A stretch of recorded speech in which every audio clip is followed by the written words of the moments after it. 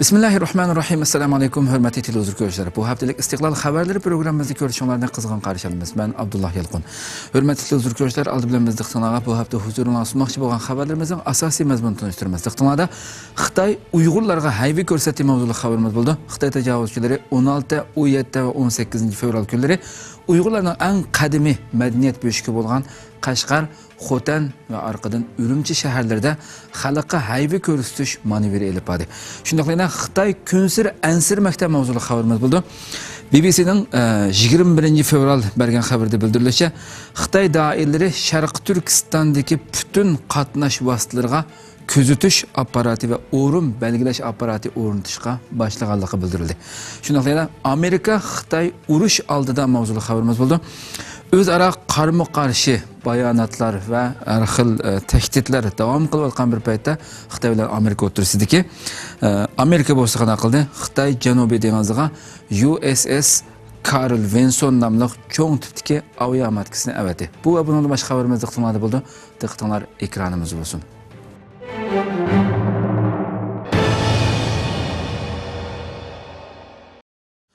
Xitay təcavüzçiləri Şərq Türkistan xalqiga qo'rqinch selishga urinmoqda. Xitay təcavüzçiləri Qashqar və Xotandan ibaret Uyğur mədəniyyətinin böyüşkü bolğan bu qədimi şəhərlərdə 16 və 17 fevral günləri ayrım halda hayvi bilan çökütüş, qorallıq küç körüstüş, muqimliqni qoğdaş namı aslida atalmış qasamiyat yığın manevri elib bardı. Arqadınla Ürümçi şəhərdimi bunun oxşişini elib bardı. Xitay təcavüzçiləri Şərq Türkistandakı qarışlıqlar ən köp yüz beradigan və umumyüzlük Uyğurlardan təşkil tapqan Qashqar və Xotandan ibaret Uyğur mədəniyyətinin böyüşkü bolğan bu qədimi şəhərlərdə 16 və 17 fevral günləri ayrım halda hayvi bilan çökütüş, qorallıq küç körüstüş, muqimliqni qoğdaş namı aslida atalmış qasamiyat yığını və manevri elib bardı. Arqadınla 18 fevral günü Ürümçide oxşaş manevri elib berib xalqqa hayvi göstərdi. Tağnataq Toru'nun 16 fevral günündeki haber deyilişçe 16 fevral günü Xitay təcavüzçiləri Şərq Türkistan'daki qorallıq saqçı qismi CX alaylı saqçıları ve Xitay askerleri qatnaşdırılğan kən köləmlik hayvi görüstüş, xalqqa qorqunç ve təhdid selişini asasi maqsad qılğan hərbi manevr elib bardı. Bu hayva ve küç görüstüş manevri Xotan şəhərinin ittifaq meydanındaki Xitay güçleri tarafından turğuzulğan Qurban Tulum heykeli aldıda elib berildi. Bu qadimki hayvi görüstüş manevriga eng ilg'or qurollar ishlatilgan bo'lib, buningdan maqsad atalmış 3 xil kuch deb qaralganlarga qattiq zarb berish, qo'g'lab tutish, parda orqasidagilarni tortib chiqarish, taltukis yo'qotishdan iborat nishonga yetishni maqsad qildiganligi bildirilgan. Bu manevrga Xitoy doiralarining Sharq Turkistondagi muavin partikom sekretari, atalmış siyosiy qonun komitetining raisi Ju Haylun riyosatchilik qilgan va hayva tahdid so'zlarini qilgan.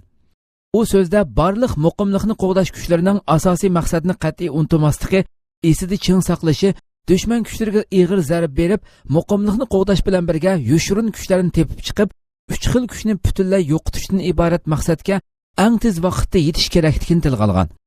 Uning so'zi oxirlashgandan keyin Xitoy askarlari Xotan shahridagi asosliq yo'l va ko'cha eg'izlarini qamal qilib, xalqqa hayvi ko'rsatish va tahdid silish manevrini elib borgan.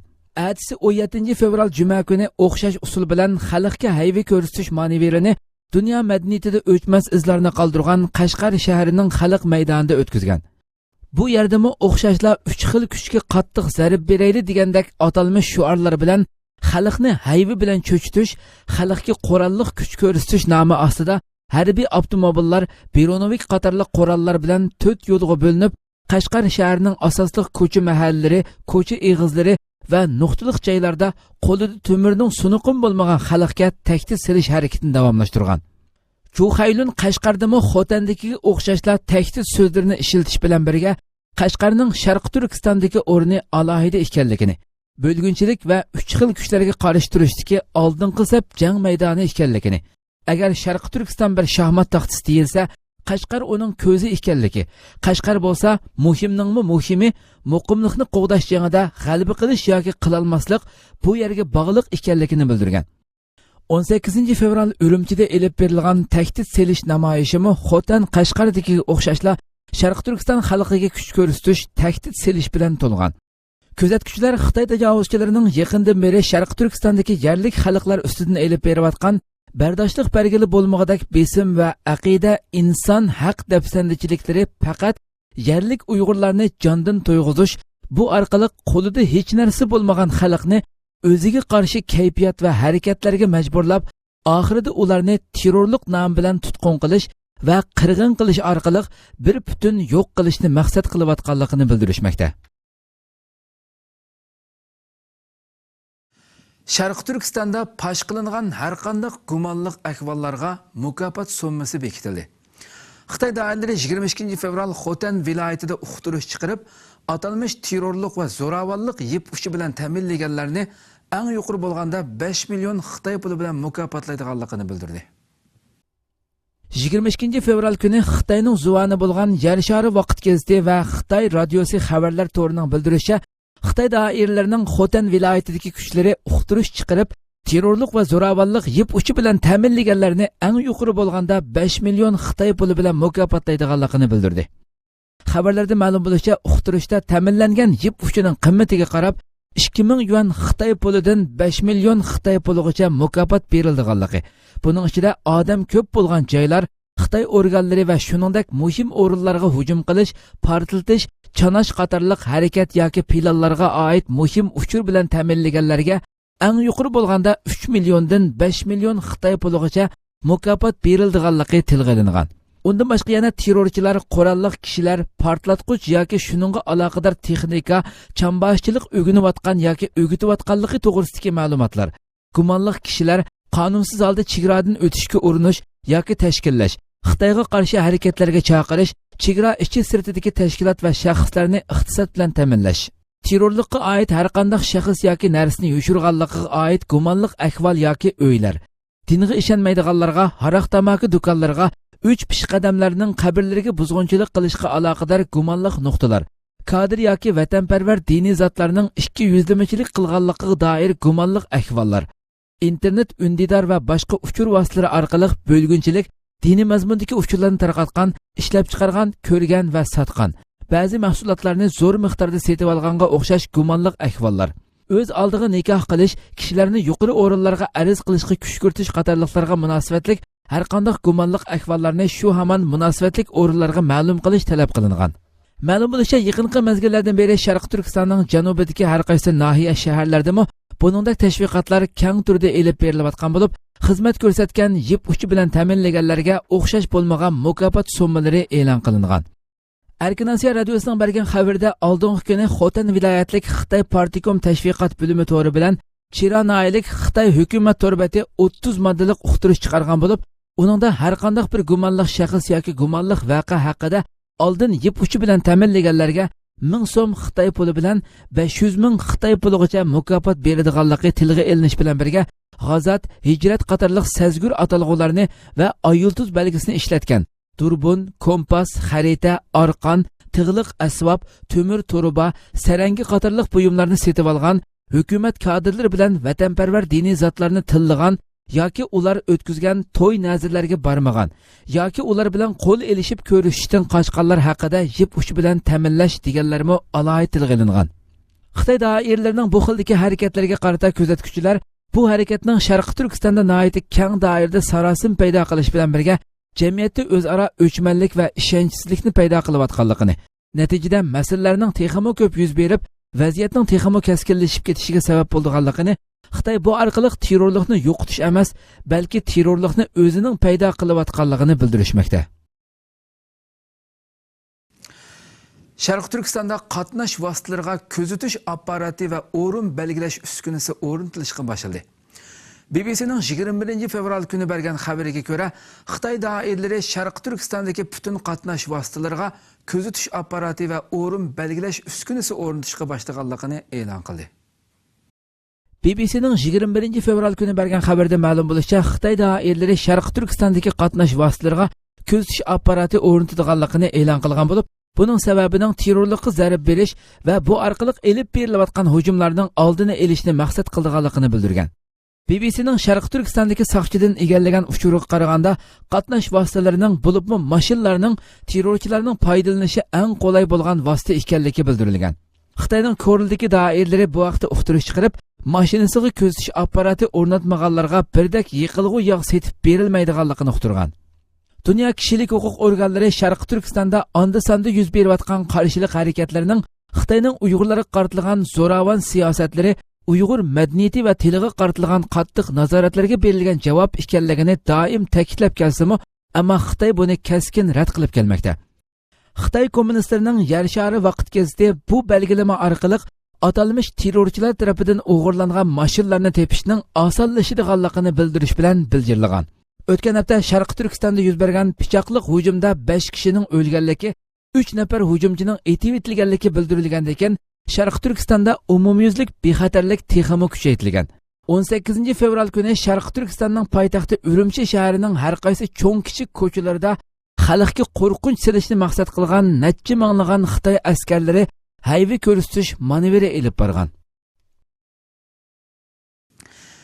Urumchi Koni shahar rayoni kelgusidagi 3 yil ichida chiqib o'tilmoqchi.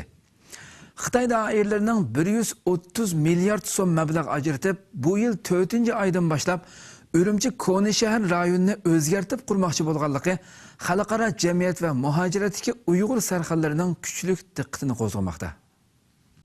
Erkin Osiyo radiosining xabar qilishicha, Xitoy doiralarining 130 milliard so'm mablag' ajratib, bu yil 4-oydan boshlab Urumchi Koni shahar rayonini o'zgartib qurmoqchi bo'lganligi xalqaro jamiyat va muhojiratdagi Uyg'ur sarxonlarining kuchli diqqatini qo'zg'amoqda. Xitoylar Nanman deb atayotgan Janubiy Quvuq rayoni, ya'ni hozirgi Xalq teatri joylashgan o'rindan toki Urumchi shahrining sharqidagi 3 tashqichi bo'lgan joylar Urumchi Koni shahar rayonini tashkil qilgan. Bu rayon yaqinqi bir qancha asr mobaynida Urumchi shahrining asosiy umurtqisi bo'lish sifati bilan Uyg'ur va boshqa yerlik xalqlar markazlik to'plashib o'ltiraqlashgan joyga aylangan. Sharqi Turkistondagi eng oliy bilim yurti hisoblangan Xinjiang universiteti, sobiq Sovet ittifoqi, Amerika va Angliyaning burungi konsulxonalari, Do'ngko'rik, Buloqbashi qatorliq donliq bozorlar va Xontangri, Oq masjid, Baytul Ma'mur qatorliq tarixiy masjidlar hamda Urumchi shahrining milliy tusini ifodalaydigan asosli qurilishlarning hammasi bu rayonga joylashgan. Halbuki doirlarning 130 milliard so'm mablag' ajratib, bu yil 4-oydan boshlab Urumchi Koni shahar rayonini o'zgartib qurmoqchi bo'lganligi xalqaro jamiyat va muhojiratdagi Uyg'ur sarxonlarining kuchli diqqatini qo'zg'amoqda.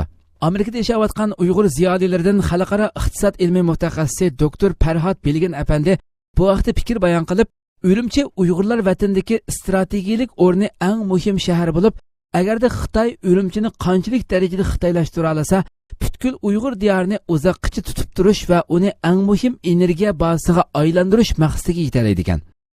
Amerika Uyg'ur birlashmasining raisi Ilshod Hasan apandimi Urumchi Koni shahrining cheqilishi to'g'riliq o'z andisini bildirdi. Uning ta'kidlashicha, Urumchidagi Uyg'urlar bilan Xitoy aholilarining rayon ayrimisi garchi tarixda shakllangan ahvol bo'lsa-mu, ammo bugungi kundagi keskin ayrilish 5-iyul qatliamidan keyin yuqori chekka yetgan ekan. Ilshod apandining ilgari surishicha, Xinjiang universitetini asldagi o'rnidan ko'chirib ketish ishimi bu qatimliq o'zgartib qurish planining ichida ekan. Xinjiang universitetining Urumchi Koni shahar rayonidan ko'chirilib ketishi uning 1980-yillardan buyon Uyg'ur jamiyatining ilmiy va siyosiy atmosferasiga ko'rsatgan kuchli ta'siriga xotim berishni maqsad qildi ekan.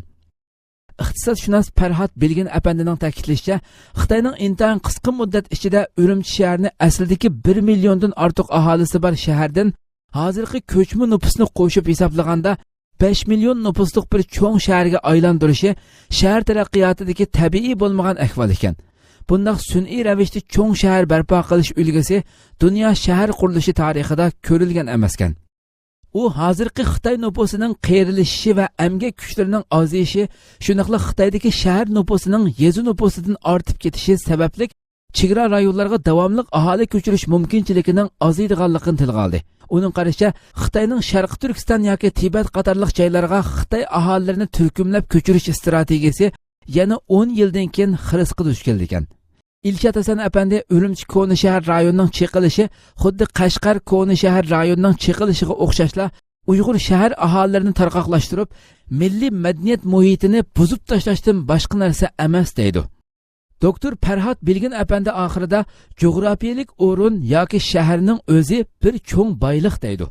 u agarda Urumchi, Qashqar, Xotan, G'ulja, Turpan qatorliq qadimiy shaharlardagi Uyg'ur mahallari umumyuzlik cheqilib tarqoqlashtirilsa, u chaqda Uyg'urlarning eng oxirgi boyligimi tortib olingan bo'ladi degan qarashlarni ilgari surdi.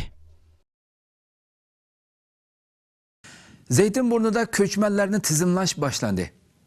Akşam to'rining 19 fevral kunidagi xabarda bildirilishicha, har qaysi davlatlardan kelgan ko'chmanlarning markazlik nuqtasi bo'lgan İstanbul Zeytinburnu'da Ichki ishlar ministrligi qaramog'idagi ko'chmanlar idorasi rasmiy turda ko'chmanlarni tizimlashni boshladi. Akşam to'rining 19 fevral kunidagi xabarda bildirilishicha, har qaysi davlatlardan kelgan ko'chmanlarning markazlik nuqtasi bo'lgan İstanbul Zeytinburnu'da Ichki ishlar ministrligi qaramog'idagi ko'chmanlar idorasi rasmiy turda ko'chmanlarni tizimlashni boshlagan. Bunun uchun Zeytinburnu Sümer mahallasida ko'chma ish bajarish o'rni qurgan bo'lib, bu yerda pasportining vaqti to'shgan yoki qonunsiz yo'llar bilan Turkiyaga kelib Zeytinburnuda turib qolgan kishilarni tizimlashni asos qilish bilan birga, pasporti bo'lmaganlar o'zlari turayotgan adresni ma'lum qilib, barmoq izi qoldirgan Sharq Turkistonliklarni tizimlash bo'lsa, kepillik talab qilish bilan elib berilganligi bildirilgan. M.A. ismli bir Uyg'ur muxbirga Xitoy bizning ustimizdagi besim va zulmni davomlashtirmoqda. Hatto bu yerdami bizning peshimizni qo'yib bermasdan turayotgan mahallamizdami bizga nashtirni sanchmoqda. Biz har qachon qo'rqinch ichida turayotimiz degan. AK ismli Uyg'ur bo'lsa, Reyna hujumidan keyin u xoin sababidan bizlarga ba'zi qarorlar chiqarildi deganlarni bildirgan. Bu haqda to'xtalgan Dünya Uyg'ur qurultiyining muavin raisi Seyit Tömtürk, odamlarimiz Xitoyning chekdan oshgan besimi va zulmi sababidan Turkiyaga panohlik izlab kelgan. Biz Turkiyani o'z-o'ziga xo'ja bir davlat deb bilamiz. Biz bu qaror uchun Ichki ishlar ministri Sulaymon Soyluga rahmatimizni bildiramiz deb ifoda bildirgan. Sümer mahallasi mudiri Akin Joshkun qonunsiz yo'llar bilan Zeytinburnuga kelgan O'rta Osiyodagi turk jumhuriyatlaridan ko'p sonda odamlar bor. Buning ichida Sharq Turkistondan ko'proq. Undan boshqa O'zbek, Qozoq, Afg'on qatorliq ko'chmanlarmi bor. Bu yerdagi do'konlarning osti kunlik ijara uylariga aylandi. Kimlarning kelib, kimlarning ketganligini bilib bo'lolmaymiz. Bu qaror bilan buning oldi elinishi mumkin deb qarayman degan. İstanbulda Uyg'urlarning hozirgi ahvoli to'g'risida leksiya so'zlandi. 18 fevral İstanbul Gazi Üniversitesining yig'in zalida professor doktor Akram Ariq o'g'lining Uyg'urlarning hozirgi ahvoli temasida leksiya yig'ini o'tkazildi. 18 fevral kuni İstanbul Gazi Üniversitesining yig'in zalida professor doktor Akram Ariq o'g'lining Uyg'urlarning hozirgi ahvoli to'g'risida leksiya faoliyati o'tkazildi. Bu faoliyat Uyg'ur jurnalist Hamid Ko'ktürk apandining tashabbusi bilan Türk Dunyosi tadqiqot fondi jamiyat tarafidan uyushtirilgan bo'lib, Gazi Üniversitesi Adabiyot fakulteti o'qituvchisi doktor Akram Ariq o'g'li 21 kun jarayonida Sharq Turkistonning barliq shaharlarini ziyorat qilish jarayonida ko'rgan, anglagan va his qilganlar to'g'risida ma'lumot berdi. U bergan ma'lumotida ziyoratni avval nima uchun Urumchidan boshlaganligi haqida to'xtalib, Urumchi Sharq Turkistonning hozirgi markaziy shahri bo'lib qolmasdan, balki Idiqut Uyg'ur davlatining muhim markaziy shaharlaridan biri ekanligini rasmlar orqali tushuntirib o'tgan. Hamda Sharq Turkistonning hozirgi vaziyati haqida tafsili to'xtalgan. Akram Ariq o'g'li bu vaqtda fan texnika taraqqiy qilib, yer sharlashish umumlashayotgan mushundaq bir vaqtda Sharq Turkistonda bo'layotgan zulmlarning chekdan oshganligini, hatto 10 nechadak Uyg'ur oilasining o'zidan bolalarini Turkiyaga elib chiqib ketishni o'tinganligini, ota-ona bo'lg'uchining o'z yurak parlarini o'zimi tushunmaydigan bir davlatga avatib etishga yuraklarining qandoq chidaydiganligini tasavvur qilishning haqiqatan qiyin ekanligini, demak zulmning darajasi shu holatga yetganligini amaliy misollar bilan tushuntirib o'tish bilan birga Uyg'urlarning bu xildagi chekdan oshgan zulm va besimlar oldida aslo tiz bukmaganligini, ularni yolg'iz tashlab qo'yishga aslo bo'lmaydiganligini, buning uchun hammalarning birlikda jiddiy harakat qilishi lozimligini ta'kidlagan hamda o'zining bundan keyin Uyg'urlarning ovozini dunyoga anglatish uchun xizmat qildiganligini tilga olib o'tgan. Faoliyat nihoyat jonli holda elib berilgan bo'lib, qatnashuvchilarning qizg'in qo'llashiga erishgan. Uyg'urlar Perinchakni tanqidladi. Xabarlar to'rining 20 fevral kunidagi sahifasida Uyg'urlardan Perinchakka tanqid temasida xabar berildi. Shundaqla biz ham Ma'rif jamiyati raisi Hidoyatullo O'g'ilxon va strategiya mutaxassisi doktor Arkin Akram bilan bu vaqtda suhbat elib bordik. Hammalar birdek uning ziyoratining hech qanday ahamiyati yo'qligini, hattoki Uyg'urlarga foydali ahvolga elib kelgili bo'lganligini bildirishdi. Xabarlar torining 20 fevral kundagi sahifasida Uyg'urlardan Perinchakka tanqid temasida qisqa xabar berilgan bo'lib, buningda Dunyo Uyg'ur qurultiyi muavin raisi Seytumturk apandining Vatan partiyasi raisi Dov Perinchakning Xitoy doiralari bilan bo'lgan uchrashishini hech qanday bir ahamiyati bo'lmagan ko'rish deb qaraydiganligi o'tirib qo'yilgan. Seytumturk bu vaqtda to'xtalib, Perinchakning Xitoy bilan terrorga qarshi hamkorlikka tayyormiz degan so'zlarini qattiq tanqidlagan. Hamda ko'p yillardan beri Sharq Turkistonliklarga qaratilgan terror harakatlari bilan shug'ullanib kelayotgan Xitoy kommunist doiralarining bayonotchisiga o'xshash gap so'zlarni qilgan Vatan partiyasi raisi Dov Perinchakni ayblaydiganligini bildirgan. Seytumturk apandim Dov Perinchakning bayonotlarining to'g'ri bo'lmaganligini, uzun yillardan beri zulm selib kelayotgan va terrorlik harakati bilan shug'ullanib kelayotgan Xitoy doiralarining qaysi taraf bilan Perinchakning terrorga qarshi hamkorlik elib bordiganligini tushunib yetolmaganligini, o'zi terror harakatlari bilan shug'ullanayotgan bir davlatning terrorlikqa qarshi hamkorlik elib berishdan so'z ocholmaydiganligini ifoda qilgan.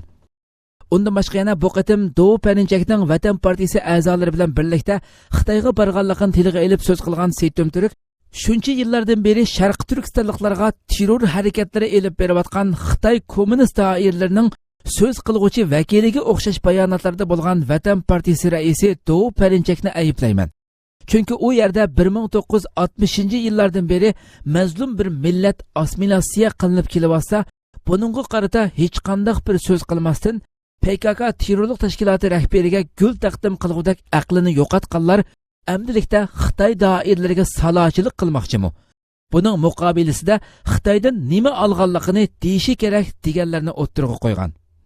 Biz Dov Perinchakning Xitoy ziyorati haqida Turkiyada faoliyat olib berayotgan Sharq Turkiston ma'rif va hamkorlik jamiyati raisi Hidoyatullo O'g'izxon va strategiya mutaxassisi doktor Arkin Akram bilan suhbat olib bordik. Har ikkalan Dov Perinchakning Xitoy ziyoratining hech qanday ahamiyati yo'qligini, balki dal aksicha bu ziyoratni Uyg'urlarning manfaatiga foydali holatga aylantirg'ili bo'lganligini bildirib o'tishdi. Amerika Xitoy urush oldida o'zaro qarama-qarshi bayonotlar va tahdidlar davom qilayotgan paytda Amerika Xitoy Janubiy dengiziga USS Carl Vinson nomli cho'ng tipdagi aviamatkasini avatdi. Turkiyada chiqadigan xabariyati to'rining 20 fevraldagi xabarda deyilishicha, o'zaro qarama-qarshi bayonotlar va tahdidlar davom qilayotgan bir paytda Amerika Xitoy Janubiy dengiziga USS Carl Vinson nomli cho'ng tipdagi aviamatkasini avatdi. Bu aviamatka 60 tane kurashchi aeroplanni o'z ichiga olgan bo'lib, 97 ming tonna ig'irlikdagi cho'ng aviamatka bo'lib, buning Janubiy Xitoy dengiziga avatilishi bilan bu rayondagi jiddiychilikning yangi bir davri boshlangan bo'ldi. Bu haqda Amerika bayonot e'lon qilgandan keyin Xitoy axborotlari jiddiy jang ogohlantirishi e'lon qildi. Xitoy o'zining zimini ekanligini da'vo qilayotgan orollardagi harbiy inshoot qurilishlari va orollarning atrofini tindirish bilan orollarni kengaytirishga urinayotgan faoliyatlariga Amerika jiddiy qarshi turib, Xitoyning bu faoliyatlarini to'xtatishi to'g'risida bayonot e'lon qilgan edi. Xitoy buningga qarata bunday jiddiychiliklarning urushga sabab bo'lganligi to'g'risida ogohlantirishlarda bo'lish bilan birga o'zining Amerikaga qarshi urushga hozir ekanligini aytib tahdid solgan edi. 8 davlat bilan talash tortish qilinayotgan Xitoy Janubiy dengizi suv rayonlari mo'l tabiiy boylikqa ega bo'lish bilan birga har yili 5 trillion dollarlik tijorat manbasining cho'ng maydoni bo'lib hisoblandi. Ko'plagan tadqiqotchilar Xitoy Janubiy dengizida xalqaroliq cho'ng bir urushning maydonga kelish xavfining eng yuqori holatda turayotganligini bildirishmoqda. Xitoy Janubiy dengizda boshqariladigan bomba o'rinlashtirishga tayyorlanmoqda. Ikki Amerika amaldorining Reuters agentligiga bergan ma'lumotida Xitoyning Janubiy Xitoy dengizidagi sun'iy orollarga uzoq musofirlik boshqariladigan bombalarni o'rinlashtirishga ishlatiladigan nishonli qurilishlarni jiddiy ishga kirishtirishga tayyorlanganligini bildirgan. Ikki Amerika amaldorining Reuters agentligiga bergan ma'lumotida Xitoyning Janubiy dengizdagi sun'iy orollarga uzoq musofirlik boshqariladigan bombalarni o'rinlashtirishga ishlatiladigan 20 dan ortiq nishonli qurilishlarni jiddiy ishga kirishtirishga tayyorlanganligini bildirgan. Amerika istixborot amaldori Xitoyning bu qatimqi elib berayotgan faoliyatlarining alohida ekanligini, uningdan hech bir normallik tepilmaydiganligini, undan boshqa bu nishonlar zenit to'pining energiyasini o'rinlashtirish uchun ishlatilish mumkinligi borligini aytgan. Yana bir amaldor bo'lsa, bu orollarda Xitoyning uzunligi 20 metr, kengligi 10 metr keladigan bir qism qurilishlarni jiddiy elib berayotganligini bildirgan. Reuters agentligi bu vaqtda to'xtalib, Xitoyning bu xildagi qurilishlarni Amerikaning osonla bayqab qoldiganligini va o'ngishli zarb bera oladiganligini, bu qurilishlarning jiddiy elib berilishi bo'lsa, Amerika prezidenti Donald Trump hukumatining buningga qartilgan siyosiy munosabatlarini sinab beqishni maqsad qilganligini tilga olgan. Xitoy 5 parchalandi. Türkiye takvim to'rida Ergün Dilerning bir parcha maqolasi e'lon qilindi. U maqolasida mushu 1-2 yil ichida Xitoyning 5-6 ga parchalanish ehtimolining borligini tilga olib o'tgan. Takvim to'rida Ergün Dilerning bir parcha maqolasi e'lon qilingan bo'lib, bu maqolada mushu 1-2 yil ichida Xitoyning 5-6 ga parchalanish ehtimolining borligini tilga olib o'tgan. Ergün Diler maqolasida Germaniya va Rossiyada yuz berayotgan ishlar, shunaqla ular orasidagi munosabatlar, Trumpning Amerika istixborot bosh mudirini Turkiyaga avatishi, Turk askarlarining albobdagi ish izlari, asosiy qonun o'zgartirishning xalq ovozi qo'yilishi, Turkiya ichidagi harakatlar to'g'risida qisqacha to'xtalgandan keyin Amerika istixborot idorasining boshlig'i Pompeoning 9 fevral kuni Anqarada ziyorati bo'lganligini tilga olib o'tgan. Hamda uning 2016-yili 15 iyul Turkiyada yuz bergan isyonda Turkiyani islomchi diktatorlik bilan ayiblagan hamda Iran bilan bir qatorda sanag'anligini eskartib o'tgan. Undan keyin Pompeoning hayoti haqida qisqacha to'xtalgandan keyin kunimizda Amerika prezidenti Trump bilan istixborot boshlig'i Pompeoning asli qildigan ishining Xitoy bilan mashg'ul bo'lish ekanligini, amdiki harakatning Xitoyga qartildiganligini, ammo bevosita urush elib berishni xohlamaydiganligini, bu masalalarni inchik tahlil qilgan vaqtda Xitoyni 5-6 ga parchalash uchun harakat elib berildiganligini, Xitoyning 1 milliarddan ortiq nüfus bilan cho'ng bir kuch bo'lib hisoblansa-mu, ammo o'z ichidan parcha-parcha ekanligini, buning ayrim mustaqil bo'linishlarga yo'l ochadiganligini yozgan. Undan boshqa yana Xitoydagi musulmon Uyg'urlar bilan tunganlarning bu parchalanishga o't yoqadiganligini tilga olib o'tgan maqolada, ayni yillari Abdullah Gulning Xitoyga ziyoratga borgan vaqtida ular bizning qarindoshlarimiz degan so'zdan keyin Sharq Turkistonda 500 turkning o'ldirilganligini, bu vaqtda Amerika istixborotining sizlar ular bilan qarindosh emas deganligini, bu planlarning bo'sh davrida elib berilganligini bildirgan. 2017-yilning Xitoy uchun intayin og'ir darajadagi iqtisodiy zarb bo'lgan bir yil ekanligini, buning dastlabki alomatlarining 2016-yilda ko'rilganligini, amdilikda milliy ayrimchiliklarning va qarshilik harakatlarining yuz berdiganligini, buningda Uyg'urlar bilan tunganlarning boshlamchi bo'lganligini, dastlabda buning uncha oson emasligini, ammo bu planning markazida Amerika harbiy istixborotining borligini yozgan. 40 dan ortiq davlatda plan loyihalarini elib berayotgan Amerika harbiy istixborotining ishpiyonlari xizmat qilayotganligini, xuddi shuningdek Xitoydami Amerika harbiy istixborot josuslarining yillardan beri Xitoydagi qo'zg'olon va namoyishlarni planlaganligini, 2017-yilda iqtisodiy chekinishga qarab mangan Xitoyning qo'zg'olon va bo'linishlarning boshlanadigan bir yili bo'lganligini, 2018-yili bo'lsa buning keskin bir natijasining ko'rinishidan umidvor ekanligini ta'kidlab o'tgan. Hurmatli televizor ko'ruvchilar, shuna qilib bu haftalik Istiqlol xabarlari programmamiz mush yerda oxirlashdi. Kelar qatimqi programmamizni ko'rishgacha sizlarni Janobiy Alloh topshiramiz. Shuna qilib programma oxirida ekran orqasidagi barliq xizmatdoshlarimga ko'pdan ko'p rahmat aytaman. Assalomu alaykum va rahmatullohi taala va barakatuh.